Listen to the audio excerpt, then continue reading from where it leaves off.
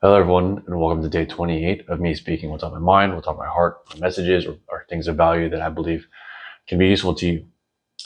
Today, we're going to be speaking about my SEA Games journey in 2013, the first time I'd ever went. And the reason I'm bringing this up is because SEA Games, for at least for Taekwondo, has finished for 2023. A lot of my teammates I got to watch, a lot of them medaled and got gold, so I'm happy for them. And it made me think about my 2013, the first time I ever went to SEA Games and brought home the gold.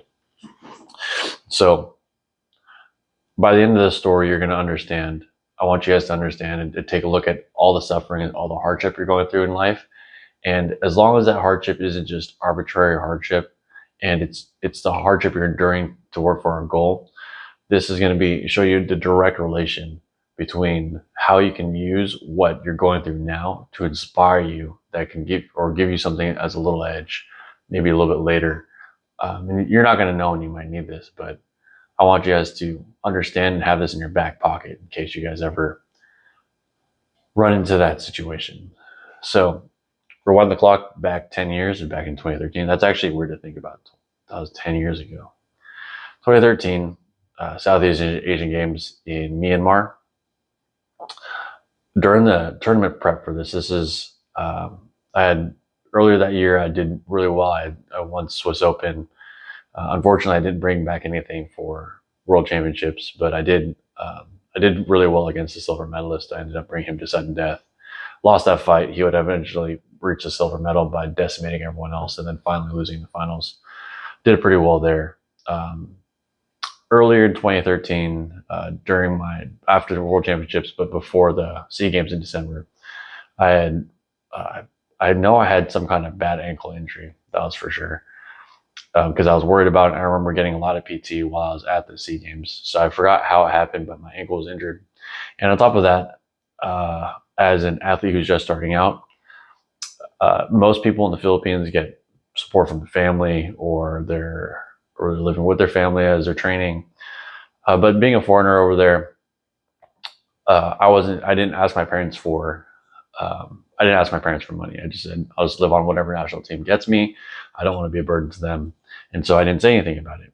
And so for the 3 months, 3 or 4 months prior to the Southeast Asian Games, at the end of all my expenses, what was left, all I could pay for the food was ramen. So for breakfast, lunch, and dinner, I just had ramen 3 times a day, and I got creative. I mixed it up. I used different kinds of flavors with different other ones. We can mix and match whatever flavors were theirs to get a slightly different meal than the one before. And so my daily schedule was I'd get up, do an hour and a half track workout with the team, come home, eat ramen. I think I was still going to school. Go to school afternoon. There'd be an afternoon workout. I would do the workout, come home, eat more ramen, sleep, and then usually do some homework, and then do my evening training, come home, eat more ramen, I go to sleep. And as you can imagine, after about 2 weeks of this, you get really sick of eating ramen, and you realize it's just cardboard with flavoring. But I had another 2 months to go, so I worked my way through those 2 months. I got fight ready. My teammates are doing a good job getting me ready. And I go to the tournament, and this is the first tournament where I feel like the country's eyes are watching, because you normally, when you go to World Championships, Taekwondo is fairly niche, so there are people watching, but it's not like the country is watching. And then same thing when we go to like Korea Open, like there's some cameras in Korea, but I mean it's just Koreans. There's no one really that's watching you. But for the Southeast Asian Games, Southeast Asia gets really hyped for Southeast Asian Games. Like that is the thing to win. So I get in there and we walk into the stadium for the first time, and there's a lot more cameras set up. It feels like almost like a pro sports scene, which is pretty cool to look at and do. And so we do all the normal stuff. We eventually get to my fight day. We get to my fight day. I get through my first 2 matches, no problem, and then it's going to be the finals. And the final stage is elevated, so there's 4 ramps that go up. There's a mat on the top for the ring. There's the corner judges, and then there's the head table at the front. And I'm sitting down on the edge waiting, and I can see Elaine Elena Laura, and she's down and she's down, and then she's down in points, and then she comes out with this jump turning Nautaban, knocks her opponent out, and the crowd goes wild, and I'm really happy for her. And I remember feeling that and not allowing my emotional self to get out of control, because I still have a fight. I still have to fight Vietnam in the finals here, so get myself back under control. And the fight with Vietnam, like, eventually, she comes out, I step on, and I ascend the ring. This guy's, I think, about an inch taller than me, and we start doing battle. And at one point in the match, I'm fighting, I'm engaging this guy. I actually don't remember from memory too much of the fight, but there are some key moments, which I'll let you in on. One of the key moments was, this is the first time, or I would say second time. The first time was in training. The second time where I felt I almost got knocked out, where he threw a spin kick and I dodged it. And on my way in, he brought it up in such a way where I didn't see it coming. It hit me in the chin. And I had to watch the tape later to see what hit me, because I remember after he missed, I was like, okay, he's open now. And then as I was going on my attack, something happened, and then there were two of him and my vision was green. And luckily he didn't move back, because I fell into him and I was holding his armor, and I was pretending like I'm trying to move him around to do something. But what I'm really doing is holding on to him and trying to make sure I don't fall over, because the world is like green and dizzy right now. So luckily Ralph lets us in the clinch for a little bit, and I step back and my vision comes back. And so now I'm down by 3 points. And so headshots in Taekwondo are 3 points.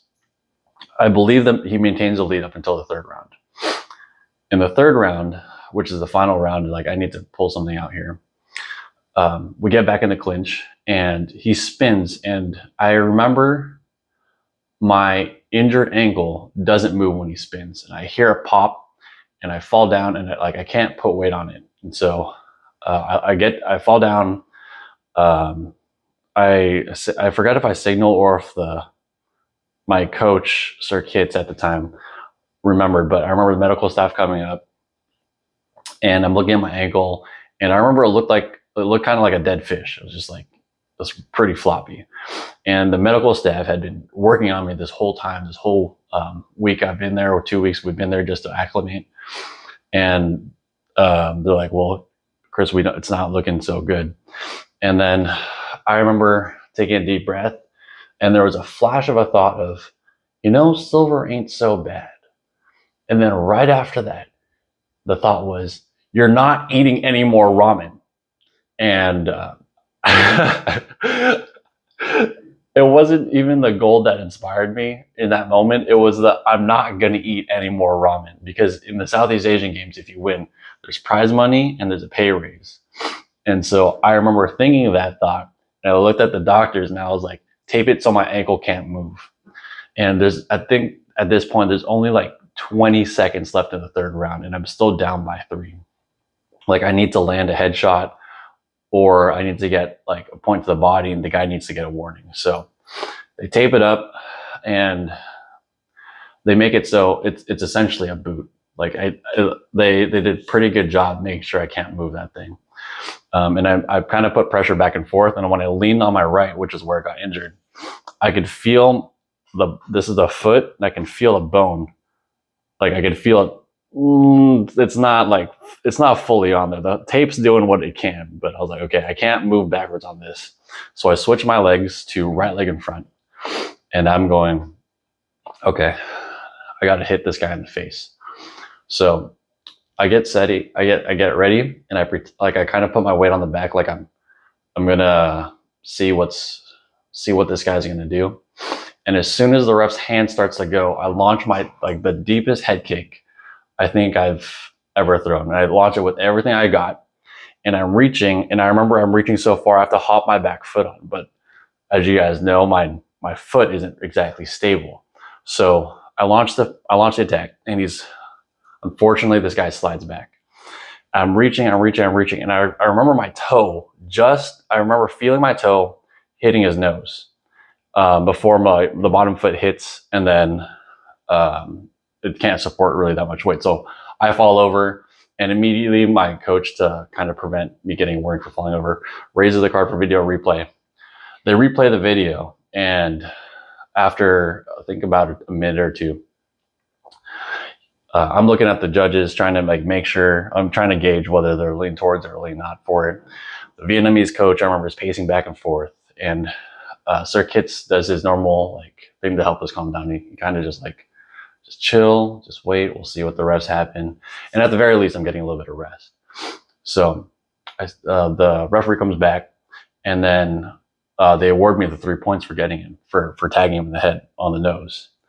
And so he walks over to my coach to give back the video card, and then I'm looking over at the Vietnamese coach, and I remember this very specifically. He was very pissed, and he's doing this, and then he's stepping to the side. He's doing this, and I don't know Vietnamese, but I can almost guarantee that this, doing that and pointing directly at his player, doesn't mean go on defense. So then in my head I go, aha, there's probably not thinking defense. So this time I switch my legs, so my left leg's in front. And as soon as the ref starts the match again, I lean forward and I hit him with the front leg to the body. And at this point, there's electronic hogus, so it scores the 2 points. So now I'm ahead. And then for the rest of the match, I ran out the time. And so I ended up winning the SEA Games 2013. That January, which was 2 weeks later, I had to get surgery on my ankle. And then I had 6 months of being in the cast. So anyway, the point of me telling you guys this story is, all right, guys, I apologize. So the camera ran out of memory. To wrap it all up, essentially, don't think that it's just the carrot or the prize that's going to get you over the line, because sometimes that's not it. Sometimes it's the stick. Sometimes it's the stuff you don't want to get back to. Sometimes it's the life you don't want to live anymore. You're scared that it may happen. That inspires you to do that extra effort to fight on torn ligaments, to get over the end and win the fight, or get the job, or whatever have you. Anyway, thank you guys for watching. I know this is a longer story than usual, but thank you for watching, and see you guys next time.